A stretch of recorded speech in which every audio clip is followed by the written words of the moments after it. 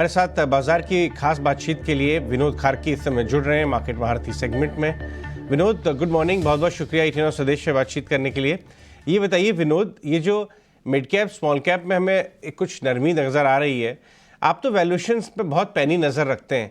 Mid cap small cap end of the market में valuations कितने ज़्यादा चिंताजनक हो गए थे, जिसकी वजह से शायद रेगुलेटर को भी एक थोड़ा सा धक्का देना पड़ा म्यूचुअल फंड्स वालों को। लेकिन प्योरली वैल्यूएशन की बात करें तो जो यूनिवर्स आप देखते हैं वहां पे क्या हाल था?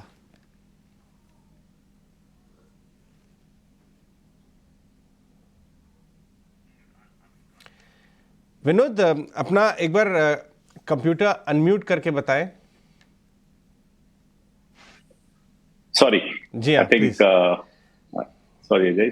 जी मैं ये कह रहा था कि जो एमफी की क्लासिफिकेशन देखा जाए, आप तो मिड कैप जो क्लासिफिकेशन होता है वो टॉप 100 कंपनी के छोड़ने के बाद जो नेक्स्ट 150 कंपनी होती है, तो वो एक्चुअली आप देखा जाए तो आप 250 कंपनी, टॉप 250 कंपनी के जो निचले 150 कंपनी की बात कर रहे हैं, तो वो रीजनेबली बड़ी कंपनी होती है। जब आप एक्चुअली जो बड़ा एक्शन हो रहा है अभी जो मार्केट में, यहाँ जो चिंताजनक है, वो स्मॉल और माइक्रो जिसको कहते हैं स्पेस, वहां पर काफी ज्यादा यूफोरिया है मेरे हिसाब से।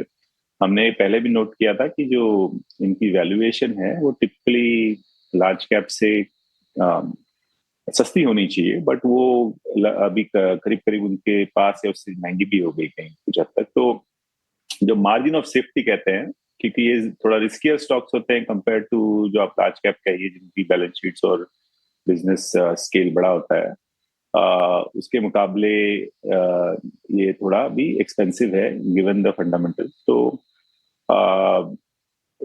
ये एक इशू है, बट प्रॉब्लम ये है कि ऑन दूसरी साइड में आप अगर देखें जिस तरह से इकोनॉमी रिकवरी हो रही है, जो capex cycle, manufacturing, real estate और इस तरह की चीजें जो cyclical part of the economy है, ट्रैवल, टूरिज्म, इस तरह का, जो यहाँ पर इन इन कंपनीज का काफी स्ट्रॉन्ग हो रहता है, बिकॉज जब जब ये सिक्लिकल रिकवरी होती है इनकी डिमांड बढ़ती है, इन कंपनीज की ऑर्डर बुक डिमांड ये काफी स्ट्रांग होती है।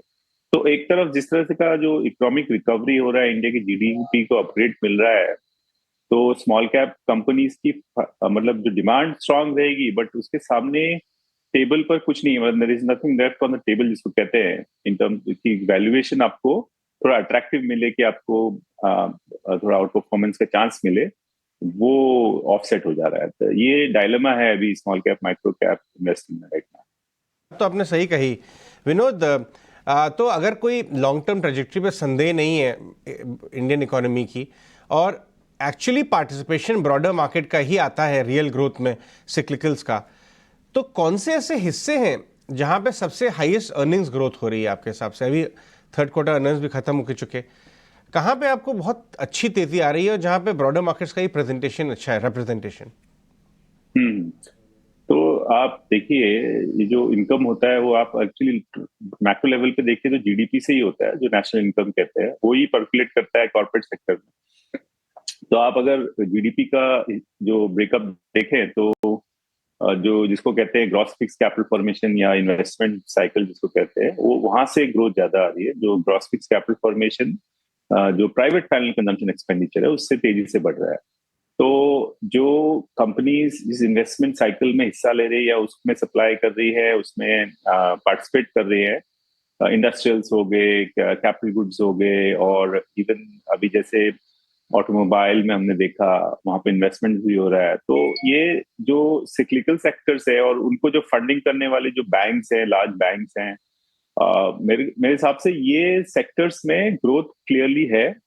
वीकनेस जो दिख रही है एक्चुअली सरप्राइजिंगली, जो जिसको हम कहते हैं कि जो डिफेंसिव कंपनीज है उनमें प्रॉब्लम है ग्रोथ का। जैसे आप लार्ज स्केल एफएमसीजी कंपनीज देखिए, जो मास रूरल स्पेस में भी पार्टिसिपेट करती है, वहां पर नहीं है वो ग्रोथ का जो स्पार्क जिसको कहते हैं।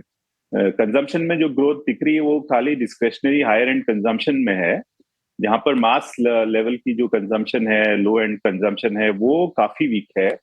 और आईटी में आपने देखा ही है, ग्रोथ पे बहुत बड़ा प्रॉब्लम है। आगे को भी क्या होगा पता नहीं, जैसे सब डेवलप्ड मार्केट थोड़ा स्लो डाउन हो रही है, तो डिफेंसिव्स में मैं देख रहा हूँ कि ग्रोथ पे थोड़ा इश्यूज है, बट वैल्यूएशन ऐसे नहीं है कि काफी सस्ते हैं।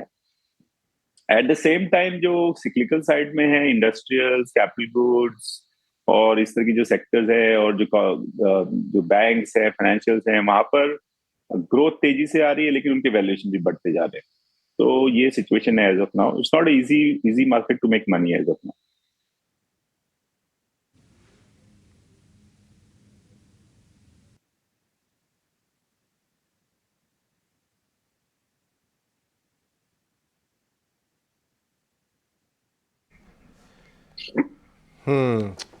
ये डिफेंसिव की बात करें अगर, तो फार्मा में क्या आपका नजरिया बन के आ रहा है? Mid cap pharma, large cap exporters, या India dedicate, India centric names?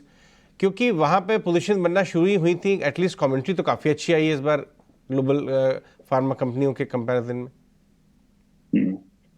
देखिए, फार्मा एक बहुत ही एक्साइटिंग इंडस्ट्री था। आप देखिए 2015-16 के पहले हमको लगता था कि ये नेक्स्ट आईटी सेक्टर टाइप होगा, और किसी को ये संदेह नहीं था कि हेल्थ केयर और ड्रग्स में कोई कमी होगी कभी, फार्मास्यूटिकल प्रोडक्ट्स में।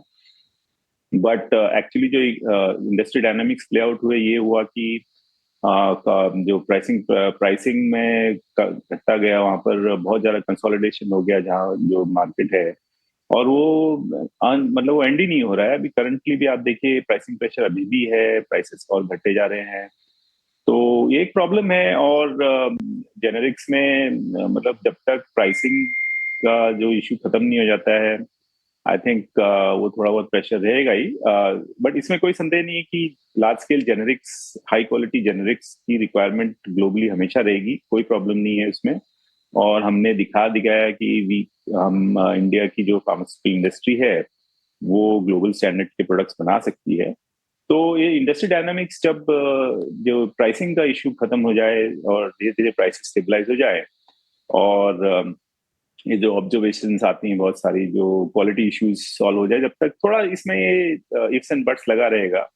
तो इसमें पिक एंड चूज करना पड़ेगा। जो कंपनीज में नहीं आ रही है प्रॉब्लम एफडीए इंस्पेक्शन की, और उनकी ऐसे जेनेरिक्स बना रहे हैं कि जहाँ पर प्राइसिंग प्रेशर कम है, वो काफी मतलब एक सेक्टोरल व्यू लेना बहुत मुश्किल है। आपको सिलेक्ट करना पड़ेगा कि कौन सी कंपनी में अच्छा है। मतलब इस तरह की चीजों को अच्छे से रिजॉल्व कर रहे हैं, ये दो इश्यूज को।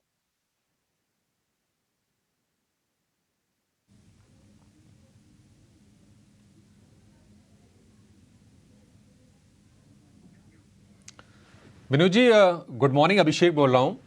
सर, कल सीएलएसए की एक रिपोर्ट आई थी और सीएलएसए ने ये कहा था कि जो सरकारी कंपनियां हैं उनके वैल्यूएशन अब बहुत सस्ते नहीं हैं।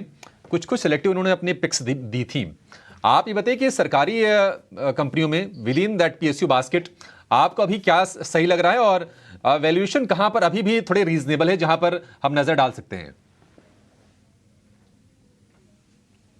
ये बात तो सही है कि ऑब्वियसली प्राइसेस सबसे ज्यादा रैली हुए हैं इसमें, तो वैल्यूएशंस अब उतने चीप नहीं रहे हैं। बट अगर जैसे आप देखा जाए, आप एग्जांपल ले लीजिए, जैसे जो लार्जेस्ट पीएसयू बैंक है, स्टेट बैंक। अगर आप उसकी वैल्यूएशन देखें, मेरे हिसाब से कोई वैल्यूएशंस में इशू तो है नहीं। वो अभी भी आई थिंक 9-10 का पी है शायद उसका, और क्लोज टू 1, जस्ट अबव 1 का प्राइस टू बुक है फॉरवर्ड बेसिस पे।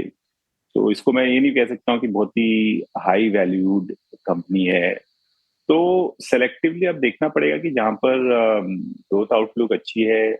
वैल्यूएशंस का मेरा मानना है कि अगर आप 15-20 के पी के काफी ऊपर नहीं हो, तो आप रीजनेबल रेंज में आ जाते हो। तो अ, ये अभी ढूंढना पड़ेगा। बहुत मुश्किल है एक्चुअली। बहुत कम कंपनीज बच गई हैं जहां पर इस तरह का है कि 20 के आसपास या उससे कम का पी है। तो ये बात एकदम सही है कि वैल्यूएशन कंफर्ट कम होते जा रहा है स्पेस में। But at the same time कोई ये डिनाई नहीं कर पाएगा कि ग्रोथ आउटलुक भी स्ट्रांग है। तो मार्केट हमेशा ऐसे ही करता है, जो price to earning to growth बोलते हैं जिसको, कि पी जो आपका 20 का पी है और ग्रोथ भी 20% की है, तो पेग रेशियो जो होता है 1 का हो गया तो कंफर्टेबल हो जाता है शॉर्ट, जब तक तो ग्रोथ आ रही है। तो ये इशू रहेगा इसमें कि ये कंपनीज एक्सपेंसिव लगेंगी, लेकिन इनकी ऑर्डर बुक ग्रोथ आती रहेगी और वो मेंटेन रहेगा।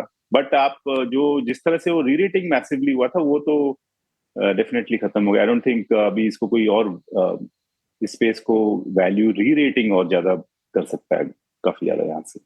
हॉस्पिटल स्टॉक्स में आपके टॉप पिक्स कौन सी हैं? हमें एक खबर आ रही है कि हॉस्पिटल स्टॉक्स का नज़रिया यहाँ से 3 से 5 साल बहुत अच्छा है, specially mid tier, because operating cost उनकी चेक में है। इनफैक्ट एक बड़े हॉस्पिटल ग्रुप के एमडी मुझे बता रहे थे हाल ही में कि डॉक्टर्स की जो कॉस्ट हैं वो सबसे बड़ा हिस्सा बनती हैं, वो अब लिंक हो गई है टॉप लाइन से, बल्क ऑफ इट। तो इसकी वजह से वो हेज जाती है उनकी overall operating cost as a percentage of income. हाँ, ये बात भी सही है। देखिए, हॉस्पिटल का relationship is more with health. Health जो कहते हैं कि स्पेंडिंग ऑन हेल्थ कितना बढ़ रहा है, तो ऑब्वियसली वो इकोनॉमी में बढ़ रहा है, कोई उसमें कोई दो राय नहीं है। लोग ज्यादा जानकार हो रहे हैं अपने हेल्थ के बारे में, तो स्पेंडिंग हो रही है उसमें। सो स्ट्रक्चरली एक अच्छी स्टोरी है, बट देखना पड़ेगा कि कौन सी कंपनी कितना कैपिटल एलोकेशन ठीक से करके उसमें अच्छी आरओईज और रिटर्न ऑन कैपिटल निकाल के और at available at reasonable valuation. Because ये इस सेक्टर में स्ट्रक्चरली कोई मैसिव वेल्थ क्रिएशन अभी तक तो देखा नहीं गया है। मतलब ऊपर नीचे चलता रहता है इसमें। सो कोई मेरी स्ट्रॉन्ग राय नहीं है इस बारे में, बट स्ट्रक्चरली ये सेक्टर में कोई इशू नहीं है, आई मीन डिमांड की। तो अगर कोई अपनी बैलेंस शीट को मैनेज करके इन प्रॉपर वे एक्सपैंड करता रहता है इस सेक्टर में, कैपिटल एलोकेशन सही करता है, तो ये अच्छा सेक्टर है ओवरऑल। ऑलराइट विनोद, बहुत बहुत शुक्रिया आज हमसे बात करने के लिए। इनफैक्ट